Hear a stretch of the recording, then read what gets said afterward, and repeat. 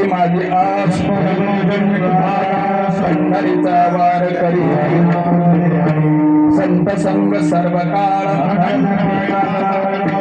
चंद्रभागी स्नान पंढरीचा वार करी अकल्पायुष्य व्हावे तया कुळा कल्पनेची बाधा नो कोणी काढी अहंकाराचा बारा न लागो राजसा नामा म्हणे तया असावी कल्याण कल्पनेची बाधा न हो कोणी काळी संत मंडळी मागणते तुझ प्रती आहे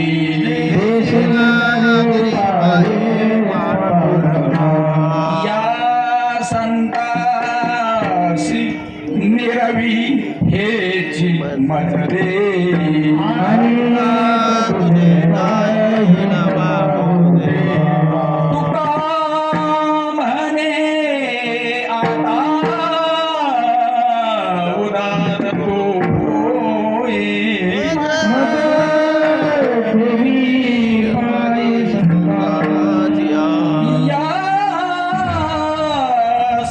संतास निरभेची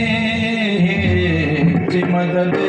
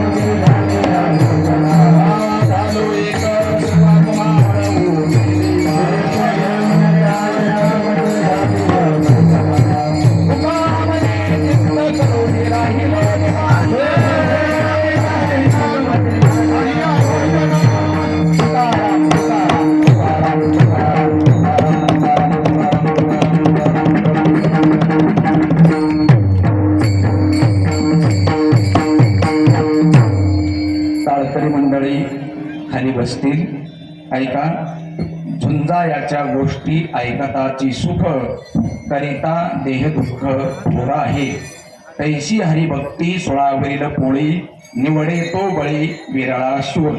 या जगद्गुरु संत तुकाराम महाराजांच्या अभंगावरती कीर्तन सेवा संपन्न झालेली आहे. अभंग क्रमांक आहे 3018. अशा या अभंगावरती हरिभक्तीपरायण जगद्गुरु तुकोबाराय आणि शिवक अर्थात वैराग्यनिष्ठ संप्रदायाविषयी असणारे श्रद्धा आणि प्रेम आणि सेवाभाव ज्यांच्याकडे आहे असे हरिभक्तीपरायण आपल्या सर्वांचे स्नेही आपल्या उद्धाराची तळमळ आणि बाळगणारे असे आजचे कीर्तनकार महाराज आपल्याला लाभले. हरिभक्तीपरायण राजेंद्र महाराज चोरडिया संभाजीनगर अर्थात आपल्या मराठवाड्याची राजधानी पूर्वीच औरंगाबाद या ठिकाणाहून महाराज आपल्या या पुरुषोत्तम मास अधिक मास अमावस्या सेवेच्या निमित्ताने आपण ही असणारी कीर्तनाची आणि अन्नदानाची सेवा आपण चालवत आहोत या केदारनाथ देवालय या ठिकाणी. कारण का कलियुगामध्ये हरिनाम घ्यावं आणि अन्नदान द्यावं अशा दोन गोष्टी प्रामुख्याने कलियुगात कराव्या. म्हणून हरिनाम आपल्याला हरिकीर्तनातच त्या ठिकाणी मुखाला येतं, एरवी येत नाही. आणि अन्नदान हरिकीर्तनाने कथा असल्यानंतर त्या माध्यमातून आपण अन्नदान त्या ठिकाणी करतोय. पवित्र ते अन्न हरिचिंतनी भोजन अशा पद्धतीने ही संतांची युक्ती आणि त्या नियमानुसार या केदारनाथ देवालय या माजलगाव धरण झाल्यानंतर आणि 45 वर्षापासून या ठिकाणी भगवान केदारनाथाची ही पुनर्प्राण प्रतिष्ठा या ठिकाणी झाली. अगदी मंगल पवित्र आणि रम्य असं हे आणि निवांत आणि एकांत असं हे स्थान आहे. का निगूढ मठ व्हावा का शिवालय, असं हे शिवालय आहे. परमार्थिक साधना करण्यासाठी उत्तम अशा प्रकारचं स्थान आहे. शिवपीठ हे जुनाट जुगादीचे नाणे. भगवान श्री प्रभू रामचंद्राने त्रेतायुगामध्ये या भगवान केदारनाथाच्या शिवलिंगाची आणि स्थापना केलेली आहे. या शिवलिंगाची पूजा प्रभू रामरायाने केलेली आहे. वनवासामध्ये असताना भगवान रामचंद्र भगवान परमात्मा नित्यनेमाने दररोज सकाळी नूतन शिवलिंग करायचे आणि त्या शिवलिंगाची पूजा करायचे. प्रभू रामचंद्र भगवान शिवजीची पूजा करतात आणि भगवान शिवजी भगवान श्रीरामाचं भजन करतात. ऐका नाही, भजन करी महादेव राम पूजी सदाशिव, अशा या युक्तीप्रमाणे हे शिवलिंग या ठिकाणी स्थापित झालं. आणि असा योग आहे. हे माजलगाव धरण म्हणजे प्रयागराज आहे. त्रिवेणी संगम आहे. कुंडलिका, सिंधफणा आणि पाटाच्या माध्यमातून आलेली गोदावरी गंगा या त्रिवेणीचा असा हा संगम आहे. हे तीर्थक्षेत्र आहे. या तीर्थक्षेत्राचा आणि विकास त्या ठिकाणी आजपर्यंत त्या ठिकाणी थोडा थांबलेला होता, पण तो आता विकास त्या ठिकाणी या केदारनाथ देवालयाचं हे काही बांधकाम आपल्याला दिसतंय, याचा जीर्णोद्धार त्या ठिकाणी निश्चितपणे आता होतो आहे. आता हे मध्ये हे जे काय पूर्ण असा सभामंडप या ठिकाणी होणार आहे त्याचं काम चालू आहे. एवढंच नाही तर केंद्र सरकारची योजना आहे तीर्थक्षेत्र देवालय विकास, ऐका नाही, या माध्यमातून या श्री केदारनाथ देवालयाचा मोठा काय तर विकास होणार आहे बरं का. 4 कोटी रुपये या देवस्थानाला आणि केंद्र सरकार देणार आहे. त्या माध्यमातून संपूर्ण 1.25 एकरला कंपाऊंड हॉल, त्याचे असणारे वृक्ष, त्याच्यानंतर असणारे इथं गार्डन बगीचा होणार आहे, पेवर ब्लॉक, त्यानंतर शौचालय होणार आहे. विशेष करून 1.5 कोटी रुपयाचं दगडी अशा प्रकारचं मंदिर भगवान केदारनाथाचं होणार आहे. ऐका नाही बरं का. त्याचे साक्षी आपण सर्व आहे. भगवान महाराज कदम विशेष करून त्याच्यावरती आणि सेवा देत आहेत बरं का. ऐका नाही. त्याचप्रमाणे 1 कोटी रुपयाचा कीर्तन सभा मंडप होणार आहे. हवा भक्त निवास 50 लाख रुपयाचं होणार आहे. असे मोठे काम आता इथं होणार आहेत.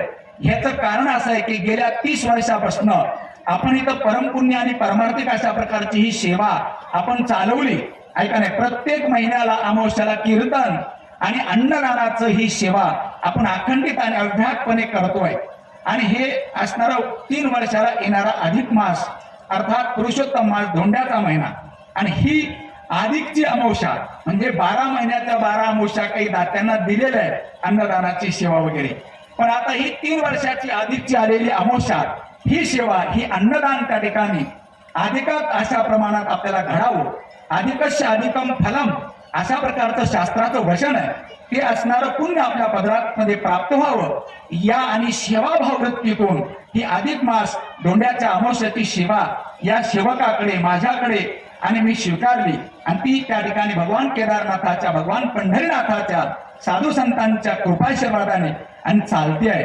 नामा म्हणे केशवराजा, केला नियम चालवी माझा. अशा पद्धतीने ही अन्नदानाची आजची ही सेवा आणि माझ्या वाट्याला आली आहे. म्हणजे सर्वांना विनंती करतो आणि सर्वांचं ऋण व्यक्त करत असताना आपले आजचे कीर्तनकार, कीर्तनाला साथ करणारे गुणीजन, महाराज मंडळी, वैष्णव टाळकरी, गायक, वादक, त्याचप्रमाणे कीर्तनकार, कलाकार, चित्रकार, पत्रकार, मीडियावाले, आता कोणाचं नाव घेत नाही बरं का, समजून घ्या. सर्व उपस्थित असणारे भाविक भक्त, आप्तेष्ट, नातेवाईक, सगळे सोयरे, पाहुणे मंडळी सर्व जमा झालेत बरं का.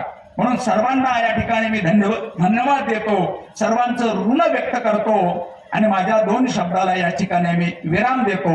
घाई करू नका, न जेवता जाण्याची अशी आग्रहाची विनंती करतो बरं का. स्वतः आपल्या समोर उभा आहे किंवा पुरे परिवाराची विनंती आपल्याला आहे की सर्वांनी जेवण करावं पद्धतशीरपणे. वाडेकरी मंडळीने व्यवस्थित तरुणाने वाढायचंय. महिला मंडळीने काय करायचंय, तिथंच बसायचं. महिला मंडळीला काही जागा नाही मिळाली तर वरती मंदिरावरती बसायचे तिथे. पुरुष मंडळी जिथे बसलेले इथंच पुरुषांनी बसायचंय.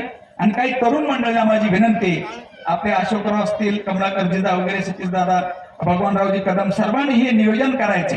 विशेष करून सर्व तिकडे थांबलेले सर्व आमचे केदारेश्वर कमिटी, ट्रस्ट मंडळ, आपल्या गावातील पुणगावकर मंडळी, महिला मंडळी पुणगावातल्या महिलांनी महिलांना वाढायचंय.